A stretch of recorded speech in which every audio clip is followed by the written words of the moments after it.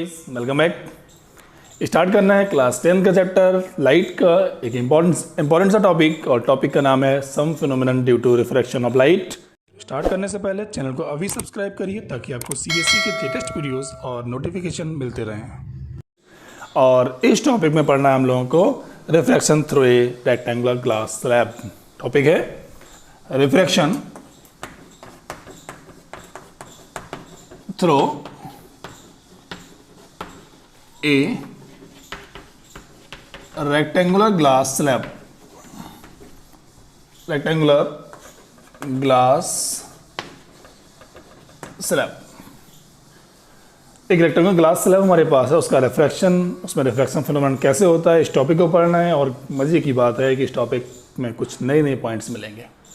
Means अभी refraction देखा था, रिफ्रैक्शन के बाद में लेंस में रिफ्रैक्शन देखा था। अब हमारे पास एक ग्लास स्लैब है, एक कांच का टुकड़ा है हमारे पास, और उसका सिर्फ रेक्टेंगुलर है, और उसमें जब लाइट रेज हवा से, एयर से उसमें पास होगी जाके, तो होने के बाद में वो कौन से बेस से पास करेंगी, कहाँ से वापस जाएगी, क्या क्या फिनोमेनन शो करेगी, ये देखना है हमें। तो उठा लीजिएगा पेन, कॉपी, और स्केल भी लेनी पड़ेगी क्योंकि डायग्राम बनाना है इसमें। ठीक है बच्चों, स्टार्ट करते हैं। Refraction through a glass slab, rectangular glass slab के लिए सबसे पहले नाम दिया ना, रेक्टेंगुलर ग्लास स्लैब। सबसे पहले क्या करेंगे, एक रेक्टेंगल ही बना लेते हैं। अब कॉपी में तो रेक्टेंगल ही बनाएंगे, वैसे ये ग्लास स्लैब है। ओके, और यहाँ पे शो करना है कि that is A rectangular glass slab. एक ग्लास स्लैब है और इस स्लैब में एयर्स है, ये एयर है ऊपर और ये गिलास है।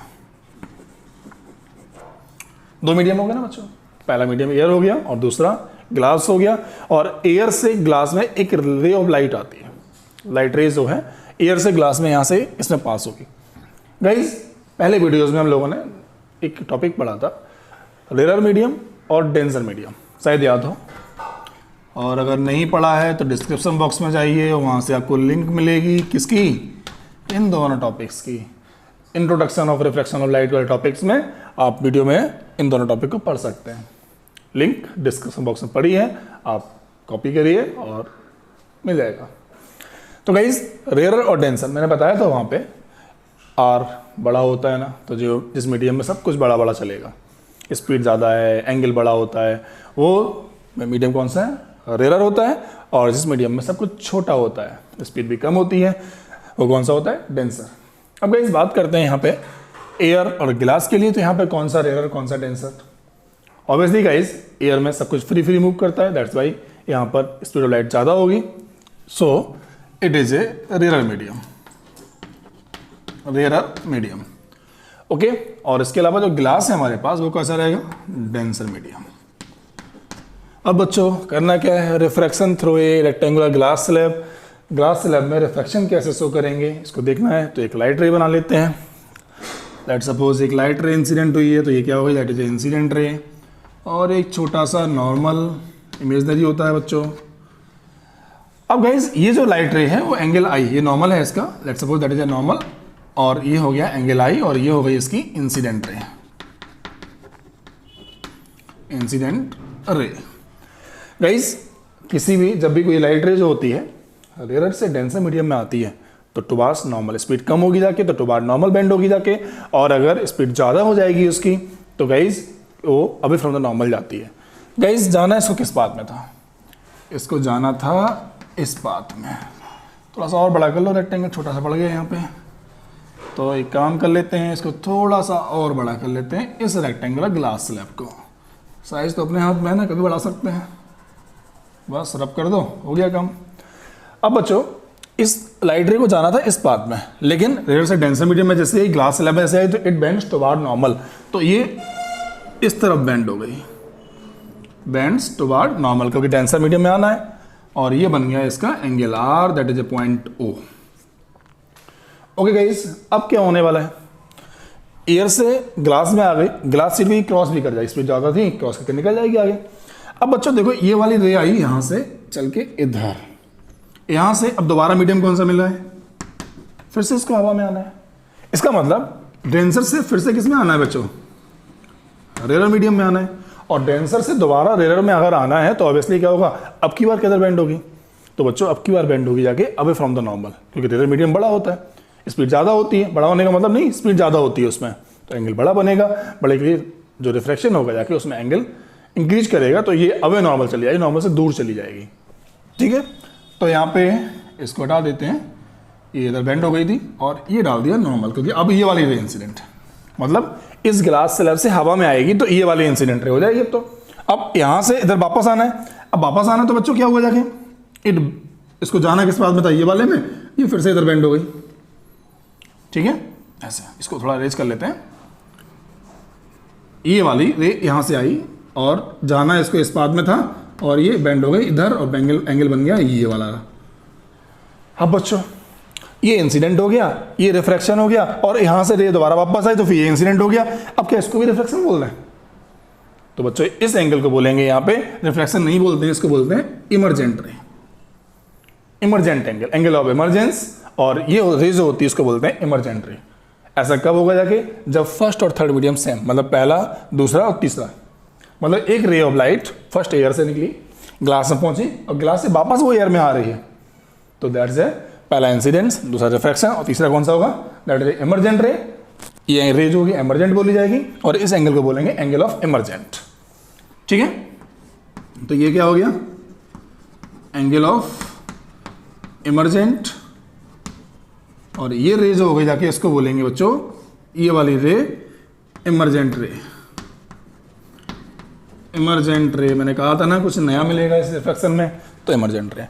अब बच्चों जो रे हमारी आ रही थी वो किस बात में आ रही थी, ये देखिए वो इस बात में आ रही थी, ऐसे देखिए इसको बढ़ाया मैंने आगे, ऐसे ऐसे ऐसे, और अब जो जा रही है वो किस बात में जा रही है, इस बात पे जा रही है।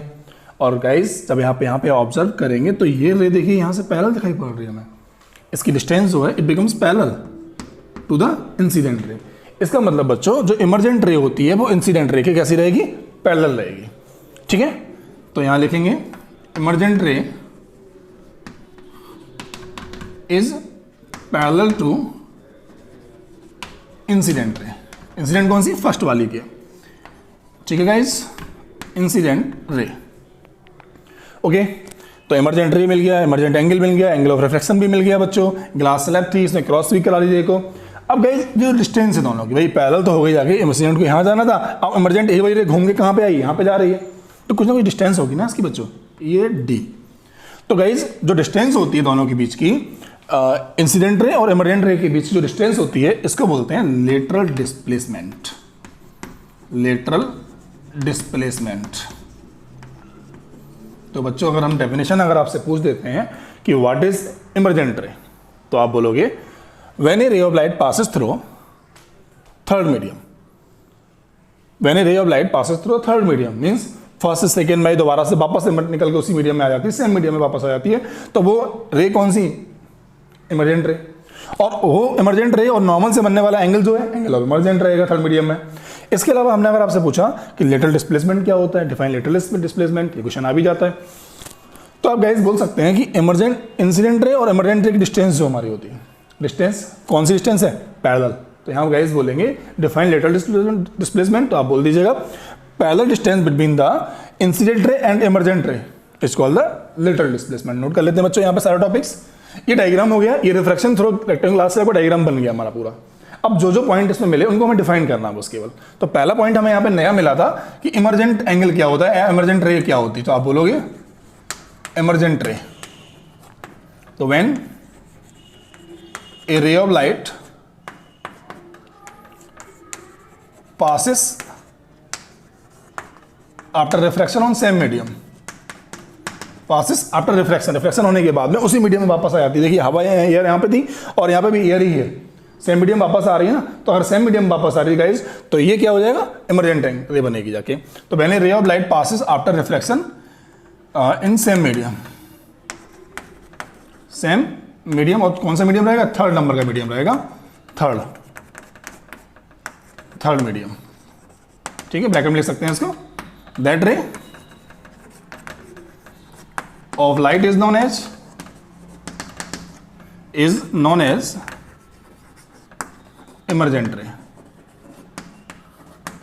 ठीक है बच्चों, अब दूसरा क्वेश्चन यहां से बनेगा, what is angle of emergence. अब एंगल ऑफ इमरजेंट क्या होता है, तो आप यहां बोल दीजिएगा angle of emergent, angle of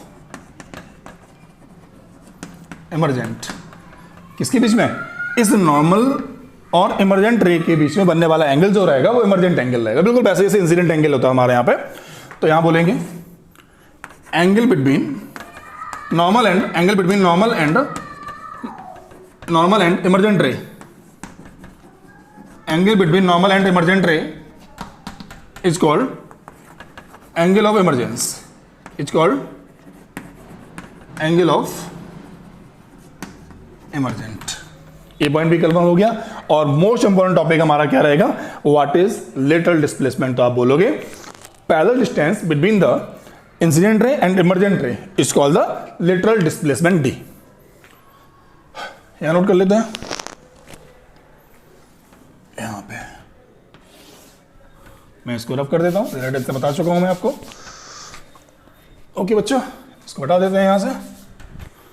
अब देखिए lateral displacement, lateral displacement, okay note कर लेते हैं। पैरेलल डिस्टेंस बिटवीन कौन कौन सी, इंसिडेंट रे और emergent ray, between incident ray and emergent ray is called lateral displacement. और गाइज इस साल, इस ईयर तो नहीं, 2020 में नहीं, जो एग्जाम हुआ उससे पहले आपके सीबीएसई के बोर्ड एग्जाम में एक ऑप्शनल क्वेश्चन आया था, जब 19 में भी नहीं 18 में एक ऑप्शनल क्वेश्चन उसमें ये था कि कौन सा डायग्राम दिया गया था ये वाला, और डायग्राम के बाद में उसमें से कौन सा ऑप्शन सही है। 4 ऑप्शंस थे हमारे पास में। उस केस में एंगल आई ग्रेटर देन था एंगल आर से, और एंगल आई इक्वल टू था एंगल ई के, पहला ऑप्शन था। ऐसे और ऑप्शन चेंज किए, एंगल आई जो है लेस देन था आर से, और आर इक्वल टू ई दिखाया गया था। एक और थर्ड ऑप्शन था हमारा वहाँ पे, आई और ई इक्वल था, आर लेस देन था, फर्स्ट वाला हो गया। और गाइज ऐसे 4-5 ऑप्शन दिए गए एंगल आई और ई के बारे में। तो मीन्स यहाँ पे हमें बताना है कि कौन सा एंगल। तो गाइज जब भी एयर ग्लास एयर या फर्स्ट और थर्ड मीडियम सेम होगा, तो वहाँ पे एंगल ऑफ इंसिडेंस और एंगल ऑफ इमरजेंट रे कैसा होगा जाके, एंगल ऑफ इमरजेंट कैसा होगा जाके, दैट शुड बी इक्वल। अगर ये गाइज यहाँ पैरेलल रे आ रही है तो ये वाले एंगल भी कैसे बनेंगे, मैथमेटिकल से भी देख सकते हैं आप, ये एंगल इक्वल बनेंगे। तो मतलब एंगल आई जो होता है वो एंगल ई के इक्वल रहेगा फर्स्ट, ठीक है। और इसके अलावा जो एंगल आर रहेगा, भाई आर तो बेंड हो रही है ना, तो रेयर से डेंसर में आ रही है, एंगल छोटा हो रहा है, तो ये वाला एंगल छोटा रहेगा हमेशा। तो यहाँ पे एंगल आई जो है, एंगल आई जो है वो ग्रेटर देन रहेगा किससे, एंगल आर से, ठीक है। ये रिलेशन है। अगर ऐसा कोई क्वेश्चन ऑप्शनल आ जाता है बोर्ड एग्जाम में, तो आप इस रिलेशन के हिसाब से आप पुट अप कर सकते हैं कि एंगल आई और ई इक्वल रहेगा, आर छोटा रहेगा। प्लस यहाँ पे भी एंगल होता है, इंसिडेंस एंगल इसको भी बोलते हैं, इसको आप आर डैश मान सकते हैं, नो इशू, ये दोनों इक्वल रहेंगे। ओके गाइस, तो ये है हमारा reflection through a glass slab, rectangular glass slab, जिसमें इमरजेंट रे नया मिला, एंगल ऑफ इमरजेंट मिला, लेटरल डिस्प्लेसमेंट हम लोग मिला। अब गाइस इन्हीं टॉपिक्स में हमें आगे पढ़ना है some phenomenon due to reflection of light में। देखा होगा अगर आपके पास एस चांद की बुक हो, तो उस एस चांद की बुक में कवर पे एक फ़ोटो है, उस कवर की फ़ोटो पे देखेंगे आप ग्लास वाटर फिलअप है उसमें, और एक पेंसिल डिप की हुई है, और पेंसिल बाहर से बेंड सीम आ रही है। या आप भी कर सकते हैं, किसी ट्रांसपेरेंट ग्लास में एक पेंसिल के या किसी रॉड को डिप कराते हैं तो बाहर से लगती है वो तिरछी है, जैसे उसकी जो टिप है या जो पिन पॉइंट आगे का है वो तिरछा दिखाई पड़ेगा हमें। तो वो फिनोमेनन क्यों होता है, रिफ्लेक्शन ऑफ लाइट की वजह से होता है, इसको पढ़ना है। इसके अलावा एक टॉपिक हमें और पढ़ना है अपने सिलेबस में, टोटल इंटरनल रिफ्लेक्शन, ठीक है। TIR क्या होता है उसको डायग्राम में समझते हैं। फिलहाल ये टॉपिक हमारा था reflection through a glass slab. अगले वीडियो में हम लोग अगले टॉपिक्स पढ़ेंगे। Thank you.